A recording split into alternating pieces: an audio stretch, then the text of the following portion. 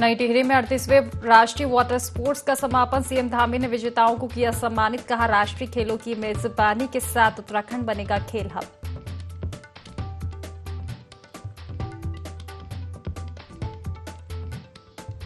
NSUI ने शुरू किया बड़ा अभियान। हर विद्यालय से छात्रों को जोड़ने की तैयारी। 2 लाख छात्रों को जोड़ने का लक्ष्य।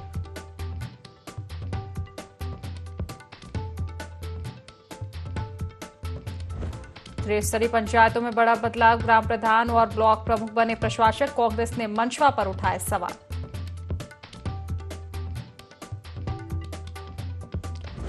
शीतकालीन चारधाम यात्रा का श्रेय लेने की होड़। कांग्रेस प्रदेश अध्यक्ष करण महारा बोले, शीतकालीन यात्रा कांग्रेस की पहल। बीजेपी ने बताया नया आयाम।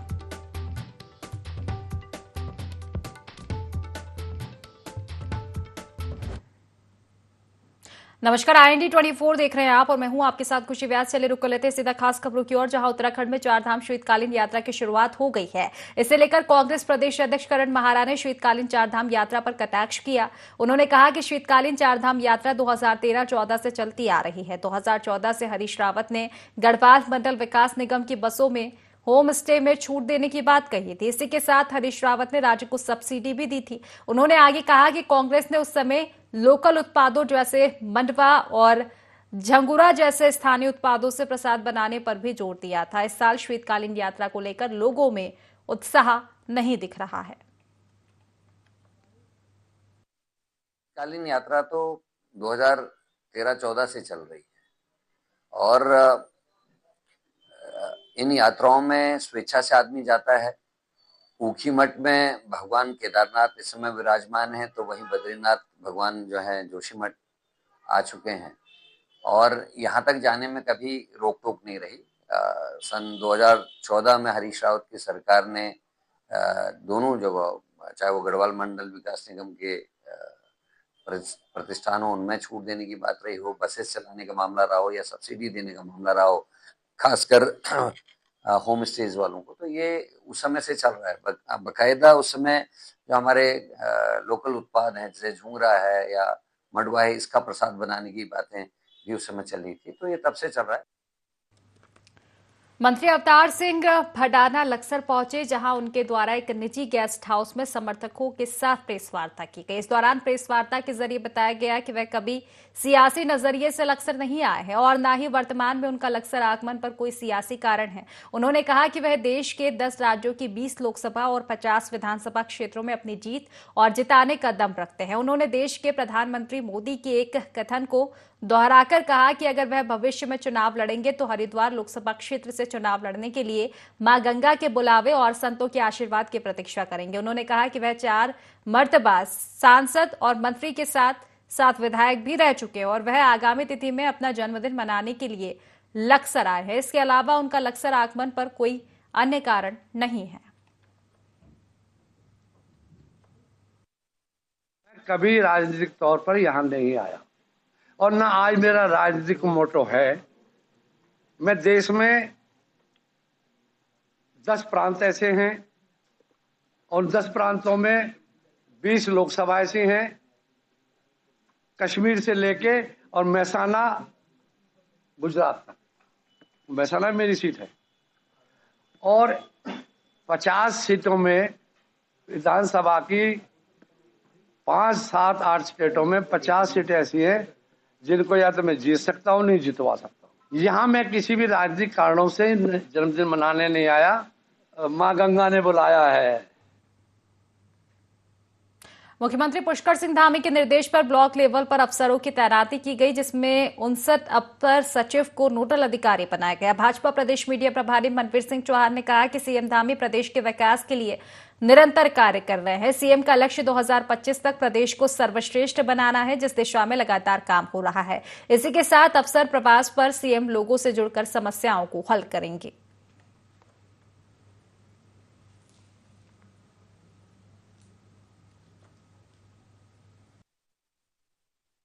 निश्चित रूप से हमारे जो प्रदेश के मुख्यमंत्री हैं माननीय पुष्कर सिंह धामी जी, वो लगातार प्रदेश कैसे आगे बढ़े, प्रदेश का विकास किस कैसे तेजी से हो, इसको लेकर के लगातार वो कार्य करते रहे हैं। वो चाहे स्वयं के उनके जिलों के प्रवास के कार्यक्रम हो या सचिवों को जिलों का प्रभारी सचिव बनाने का विषय हो, उनका लक्ष्य 2025 तक राज्य को सर्वश्रेष्ठ राज्य बनाने का जो है, उसके लिए जनता से प्रदेश के विकास के लिए सुझाव आए, जनता की समस्याएं वहीं पर सरकार जनता के द्वार उनके घर में उनकी समस्याओं का समाधान हो, इसके लिए आदरणीय मुख्यमंत्री लगातार सक्रिय रहते हैं। इसलिए ब्लॉकों में भी अब अपर सचिव श्रेणी के हमारे अधिकारी वहां पर प्रवास करेंगे, वहां पर कैंप करेंगे और वहां की जन समस्याओं को सुनेंगे और वहीं पर उनका समाधान भी करेंगे और साथ ही आम जनता की प्रदेश के प्रति विकास के लिए क्या सुझाव हैं उसको भी संग्रहित करेंगे। नगर निकाय चुनाव के लिए ओबीसी आरक्षण नियमावली मंजूर हो गई है। सभी नगर निकायों में ओबीसी आरक्षण का रोस्टर अब इस नियमावली के तहत लगेगा। इसका प्रस्ताव शहरी विकास निदेशालय तैयार करेगा। राज्य के 102 नगर निकायों में चुनाव के लिए ओबीसी आरक्षण नियमावली मंजूर हो गई है। अब इस नियमावली के हिसाब से ही सभी निकायों में ओबीसी आरक्षण की प्रक्रिया शुरू की जाएगी। इस महीने के आखिरी सप्ताह में निकाय चुनाव की अधिसूचना जारी होने की संभावना है। कांग्रेस के प्रदेश अध्यक्ष करण महारा का कहना है कि 2018 के निकाय चुनाव तक सभी निकायों में 14% ओबीसी आरक्षण लागू था, जो कि इस बार बदलने जा रहा है। अब निकायों में ओबीसी आबादी के हिसाब से सीटों का आरक्षण तय होगा।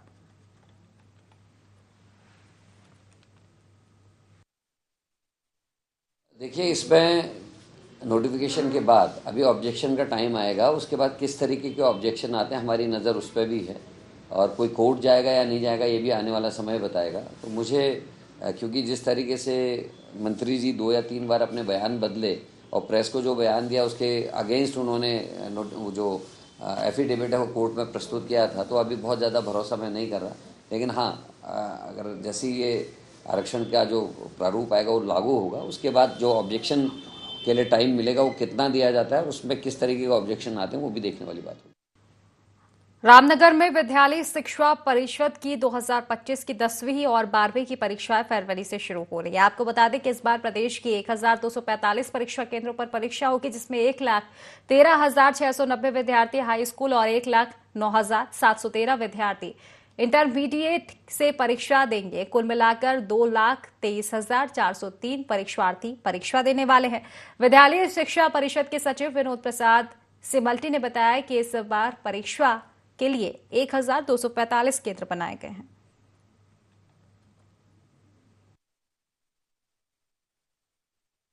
2025 की जो हमारी प्रयोगात्मक परीक्षाएं होंगी वो 16 जनवरी से प्रारंभ होकर के 15 फरवरी तक चलेंगी।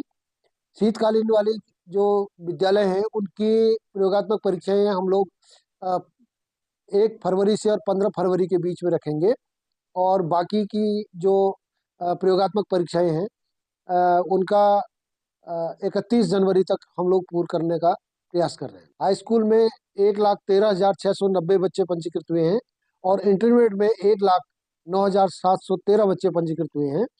कुल मिलाकर के दोनों में हमारे 2,23,403 बच्चे पंजीकृत हैं।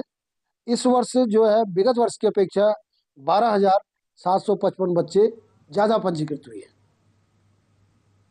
चमोली जनपद के सीमांत क्षेत्र ज्योतिर्मठ के उन्नतशील काश्तकार इन दिनों पीएम फसल बीमा योजना के तहत रबी की फसल के बीमा के लिए बड़ी तादाद में ब्लॉक मुख्यालय पहुंच रहे हैं। ऐसे में प्रधानमंत्री फसल बीमा योजना के लिए मुख्य दस्तावेज किसान की खाता खतौनी और हिस्सा प्रमाण पत्र बनाने के लिए सुबह से ही ज्योतिर्मठ तहसील के भूलेख कक्ष पहुंच रहे हैं। वहीं सभी किसानों को सुलभता के साथ खाता खतौनी मिल सके, इसके लिए किसानों को टोकन नंबर जारी किए गए हैं। वहीं इस सिस्टम को लेकर काश्तकारों ने भी रजिस्ट्रार कानून विभाग तहसील जोशीमठ की सराहना की। आपको बता दें कि पीएम फसल बीमा योजना के तहत वर्ष 2025 के लिए नए सत्र की फसल बीमा प्रीमियम जमा कराने के लिए 1 दिसंबर से 31 दिसंबर तक का समय है। इस दौरान सभी किसानों को रबी की फसल का बीमा कराना जरूरी है ताकि किसी बड़े जोखिम से भी फसल का बीमा कवरेज मिल सके। प्रॉपर ढंग से निकल रहा है और टोकन सिस्टम है अभी यहाँ पे और अंदर अभी पूरा काम कर रहे हैं और अच्छा तरीके से निकल रहा है। प्रदेश में सदस्यता अभियान चलाने जा रहे हैं, जिसको लेकर प्रेस कॉन्फ्रेंस की गई। इस दौरान एनएसयूआई अध्यक्ष विकास नेगी ने कहा कि एनएसयूआई राष्ट्रीय अध्यक्ष वरुण चौधरी के आह्वान पर सदस्यता अभियान चलाया जाएगा। अभियान के तहत प्रदेश से 2 लाख छात्रों को जोड़ने का लक्ष्य रखा गया है और हर विद्यालय से निचले छात्रों को जोड़ने का काम किया जाएगा। उन्होंने सरकार पर निशाना साधते हुए कहा कि एक राष्ट्र एक चुनाव की बात करने वाली सरकार उत्तराखंड में छात्र संघ के चुनाव करने में सक्षम नहीं है, लेकिन कांग्रेस छात्र इकाई को मजबूत करेगी।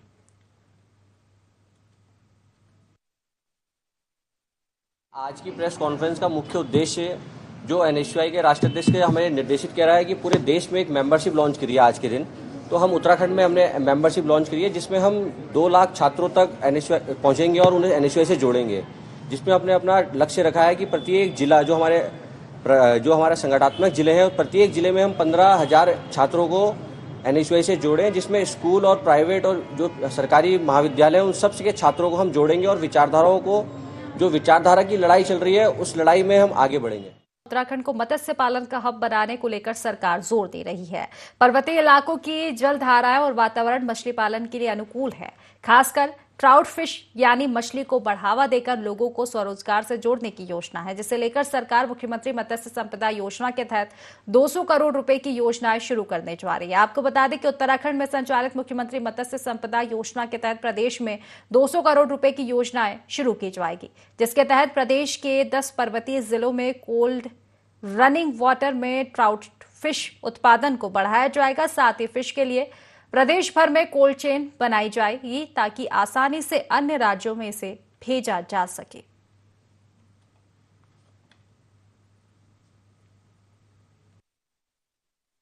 तीन साल में सरकार ने मत्स्य पालन को बहुत सपोर्ट किया है। जितनी भी हमने फंडिंग मांगी, जो भी हमने योजनाएं मांगी, हमको मिली है। और मैं केंद्र सरकार की का बहुत बहुत धन्यवाद करूंगा कि पिछले साल हमको एनिमल हस्बेंड्री विभाग को बेस्ट स्टेट का अवार्ड मिला था और इस बार हमको मत्स्य पालन में बेस्ट स्टेट अवार्ड मिला है। और कोशिश यही रहेगी कि जो काम हमने पिछले 3 साल में किए हैं, जिसकी वजह से हमको अवार्ड मिले हैं, हमारे मत्स्य पालकों को राहत देने का, उनको रोजगार से जोड़ने का, उनकी आय बढ़ाने का, ये हमारा फोकस रहा है और हम इसी पे अगले 2 साल काम करेंगे। और मुख्यमंत्री जी और भी धन्यवाद दूंगा कि 15 अगस्त को इस साल उन्होंने मत्स्य पालन के लिए 200 करोड़ की घोषणा करी है, जिससे हम ट्राउट की फार्मिंग में, ट्राउट के अपनी ब्रांडिंग और मार्केटिंग को और स्ट्रेंथन करना चाह रहे हैं और अपना प्रोडक्शन को 3 गुना बढ़ाने की हमने लक्ष्य रखा है। तो उम्मीद यही है कि जब 2025 में जो लक्ष्य हमने पूरे साधे हैं 2027 तक हम उसको पूरा करें। खबर उत्तरकाशी से है, जहां तहसील बड़कोट के अंतर्गत पुराना बाजार मास्टर होटल के बगल में एक पुराने मकान में आग लगी है। उक्त स्थान पर fire service, Barkot police, one विभाग, स्थानीय लोगों के द्वारा आग को बुझाया जा रहा है। उक्त मकान 3 लोगों का बताया जा रहा है, जिसमें से एक का परिवार रहता है, तो वहीं 2 भवनों में 3 दुकानें थी जो जलकर नष्ट हो चुकी है। फिलहाल आग पर काबू पाया गया है।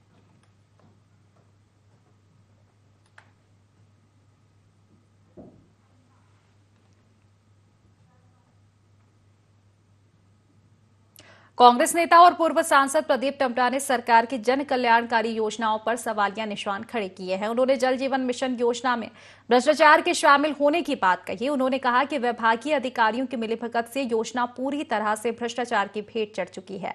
अधिकतर योजनाएं अधूरी पड़ी है, जिनकी जांच करने वाला कोई नहीं है। पूर्व सांसद ने सरकार से जेजेएम योजना की जांच करने और आरोपियों पर कार्रवाई की मांग की है। उन्होंने जल जीवन मिशन योजना को देश का सबसे बड़ा भ्रष्टाचार बताया है।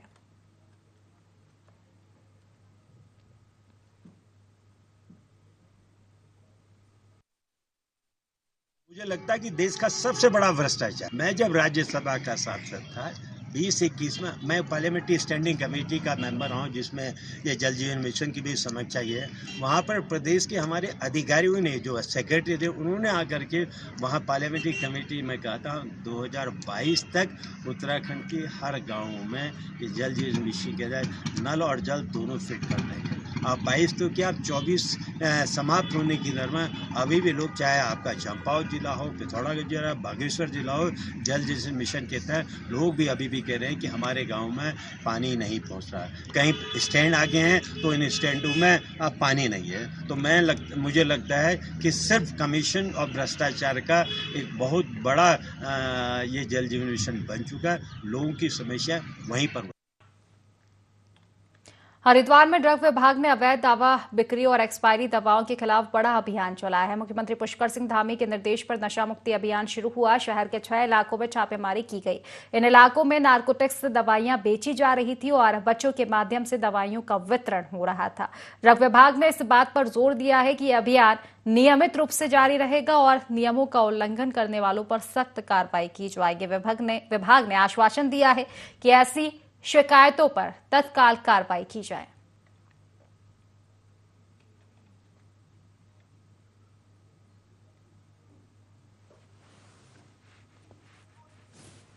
तो ड्रग विभाग का अवैध दवा बिक्री के खिलाफ ये बड़ा अभियान लगातार जारी। हरिद्वार में शहर के 6 इलाकों में इसी अभियान के तहत छापामार कार्रवाई की गई।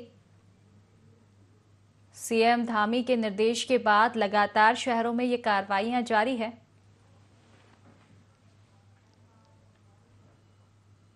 नगरपालिका परिषद मसूरी में संविदा कर्मचारियों ने नगरपालिका में तालाबंदी कर संविदा कर्मचारियों को हटाए जाने की सूचना पर जमकर हंगामा किया और नगरपालिका प्रशासन के खिलाफ नारेबाजी कर धरना प्रदर्शन भी किया। विंटर कार्निवाल को लेकर स्वच्छता कर्मचारियों की नियुक्ति को लेकर निविदाएं आमंत्रित की गई थी। इसके बाद कर्मचारियों में भ्रम की स्थिति पैदा हो गई और नगरपालिका में कार्यरत 150 संविदा कर्मचारियों को हटाए जाने की सूचना पर बवाल मच गया। नगरपालिका परिषद मसूरी के अधिशासी अधिकारी तनवीर सिंह मारवाहा ने बताया कि विंटर कार्निवाल को लेकर संविदा पर कर्मचारी रखे जाने थे, जिसके लिए टेंडर आमंत्रित किए गए थे, लेकिन नगर पालिका के संविदा कर्मचारियों में भ्रम की स्थिति पैदा हो गई थी, जिसे अब दूर कर दिया गया है। संविदा कर्मचारी जो 15-15 सालों के बच्चों को लगे हुए, उन्होंने भविष्य अपना खराब कर दिया नगर पालिका मसूरी में। आज हमें ज्ञात हुआ अभी थोड़ी देर पहले कि कुछ अज्ञात लोग बाहर से भी या लोकल भी इन कर्मचारियों को ठेका लेना चाह रहे हैं, इन्हें अपने ठेके में लेना चाह रहे हैं, पर ये हम बिल्कुल नहीं होने देंगे। हम जेल और आंदोलन करेंगे। हमारे जो संविदा वर्कर हैं, कर्मचारी संविदा, चाहे वो ऑफिस वर्कर हो, स्टोर कीपर वाला हो या फील्ड वर्क वाला हो, 2010 से 11 से जो अभी लगे हुए हैं, तो इन लड़कों को शासनादेश इनके ना होते हुए आउटसोर्सिंग में डाल रहे हैं। मैं मानता हूँ आउटसोर्सिंग चलती है, पर आउटसोर्सिंग वो चीन की जो चल रही है उसको आप दूसरी कंपनी को दे सकते हैं, पर जो ऑफिस की साइड से लगे हुए हैं, हम उन लड़कों का भविष्य अंधकार में नहीं होने देंगे, जिनको 10-10 साल, 12-12 साल, 14 साल करते हुए हो गए। हम ये ठेका प्रथा नहीं होने देंगे संविदा वालों के लिए, चाहे हमें जेल भरो आंदोलन करना पड़े। ये बहुत ही दुखदायी विषय है। अभी हमारे जो संविदा के कर्मचारी हैं, विगत 15 वर्षों से संविदा पे कार्यरत हैं और एक आस में है कि आगे इनका सेवाएं अस्थायी की जाएंगी, इस आशय पे ये लोग काम कर रहे हैं। और ये अचानक अभी हमको पता लगा कि इन्होंने इसको संविदा को आउटसोर्सिंग के माध्यम से रखने का जो इनका मंशा है, ये कर्मचारियों के हक के लिए बहुत बुरा है और इनके शोषण होने की संभावना है। और यदि ये निरस्त नहीं किया जाता तो हम लोग शासन प्रशासन में इसका पुरजोर विरोध करेंगे और इसके लिए हमको किसी बात तक जाना पड़ेगा, तो हम लोग पीछे नहीं हटेंगे। हम नगर पालिका के द्वारा आउटसोर्सिंग का एक टेंडर निकाला गया था। अब चूंकि यहाँ पर कभी आउटसोर्सिंग का टेंडर निकला ही नहीं है मसूरी में, समस्त प्रदेश की सभी नगर पालिकाओं में जो मैन पावर है उसको शहरी विकास विभाग के जियो में जो आउटसोर्स के पद है उनके लिए एक आउटसोर्सिंग एजेंसी का चयन किया जाता है, तो उसका टेंडर था ये, जिसके माध्यम से हमारे यहाँ पर्यावरण मित्र बहुउद्देश्य कर्मचारी रिक्वायरमेंट के अनुसार हम रख सकते थे, जो कि विंटर कार्निवल आने वाला है उसमें रखे जाते हैं। तो चूँकि आतिथ्य में अभी वो कीन के माध्यम से रखे जाते हैं कुछ कर्मचारी, तो कीन वाले जो हैं उनको इतनी तनख्वाह नहीं दे पाते क्योंकि उनके एग्रीमेंट में नहीं है, हम तनख्वाह उनकी बढ़ा भी नहीं सकते हैं। तो उसी के लिए हमने टेंडर निकाला था कि जो 350 जो दे रहे हैं वो 500 हम कर देंगे। बट कुछ भ्रम की स्थिति पैदा हुई कि जो संविदा वाले हैं उनको इसमें शामिल कर रहे हैं, बट ऐसा नहीं था। खैर संविदा वालों को इससे कोई लेना देना नहीं था, तो इस वजह से ये थोड़ा भ्रम की स्थिति पैदा हुई। नई टिहरी में 3 दिवसीय 38वें राष्ट्रीय वाटर स्पोर्ट का समापन हो गया है। सूबे के मुख्यमंत्री पुष्कर सिंह धामी ने समापन समारोह में मुख्य अतिथि के तौर पर शिरकत की। उन्होंने विजेता टीमों को मेडल और प्रशस्ति पत्र देकर भी सम्मानित किया। मुख्यमंत्री पुष्कर सिंह धामी ने कहा कि पिछले 3 सालों से लगातार वाटर स्पोर्ट का आयोजन हो रहा है। आने वाले समय में इस तरह के आयोजन को और अधिक बढ़ावा मिलेगा। इस अवसर पर सीएम धामी ने कहा कि उत्तराखंड के लिए बड़ा अवसर है, जिसमें उत्तर प्रदेश, दिल्ली, हरियाणा, चंडीगढ़, उत्तराखंड सहित कई राज्यों के खिलाड़ियों ने भाग लिया।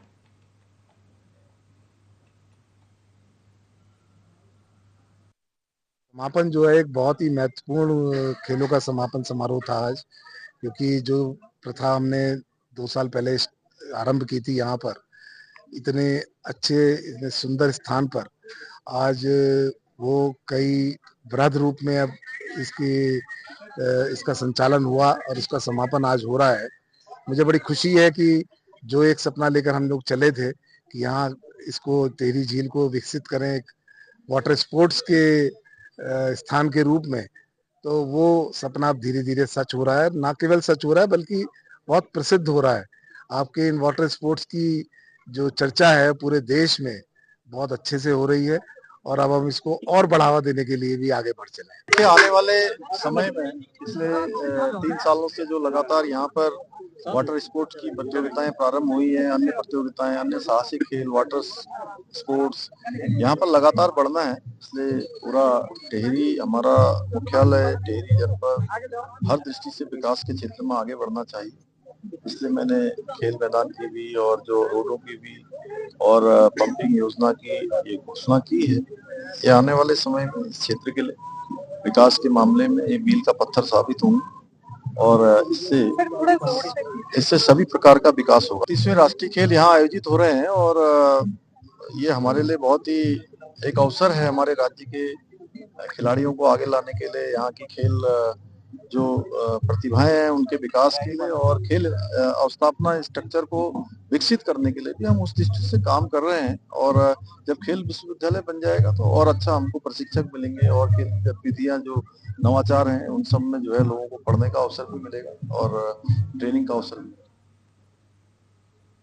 9 दिसंबर की रात को जीएमएस रोड की अलकनंदा एनक्लेव कॉलोनी में ओएनजीसी से रिटायर्ड इंजीनियर अशोक कुमार गर्ग की हत्या का पुलिस ने खुलासा किया है। पुलिस ने मामले में 2 आरोपियों को गिरफ्तार किया है। जानकारी के मुताबिक आरोपी किराए का कमरा देखने के लिए रिटायर्ड इंजीनियर के घर में दाखिल हुए थे। आईजी गढ़वाल ने घटना का पर्दाफाश करने वाली पुलिस टीम को 25,000 रुपए इनाम देने की घोषणा की है।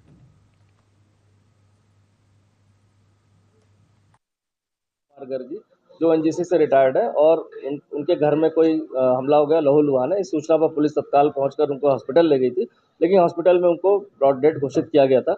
घटनास्थल का जब निरीक्षण किया गया तो घटनास्थल के निरीक्षण में कहीं भी वहाँ कोई फोर्स एंट्री या इस तरह का कोई लूटपाट का कोई अंदेशा नहीं दिखा। सब चीज़ें इंटैक्ट दिखाई दी।